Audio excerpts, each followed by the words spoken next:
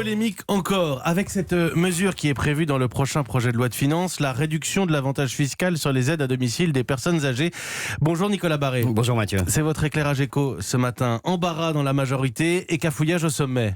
Eh ben oui, cette mesure que nous révélions hier passe mal. La Fédération des particuliers employeurs est vent debout. Alors de quoi s'agit-il ? Aujourd'hui, un particulier de plus de 70 ans qui emploie un salarié à domicile est totalement exonéré de charges patronales. Il y en a plus de 800 000 dans ce cas-là. Alors que propose le gouvernement ? De réserver cette exonération totale de charges aux personnes âgées dépendantes. Les autres, ceux qui sont bien portants, seraient logés à la même enseigne que tout le monde. Crédit d'impôt de 50% sur les salaires quand on emploie un salarié à domicile, mais pas d'exonération de charges patronales. Alors en clair, Nicolas, c'est une mesure d'économie parce qu'il faut consacrer plus d'argent à la dépendance. Exactement, et de ce point de vue, c'est cohérent et justifié. On ne voit pas pourquoi on exonérerait de charges un retraité bien portant qui emploie un jardinier ou un chauffeur, par exemple.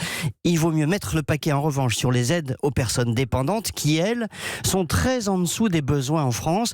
C'est de cette manière que le gouvernement justifie le rabotage de ce fameux avantage fiscal, lequel doit permettre d'économiser 300 millions d'euros qui iront financer donc la dépendance. On comprend la logique, reste que pour les particuliers employeurs et leurs salariés, eh bien c'est une bien mauvaise nouvelle. Un peu de pédagogie de la part de nos gouvernants technocrates n'aurait pas été inutile. Merci Nicolas Barré, directeur des Échos.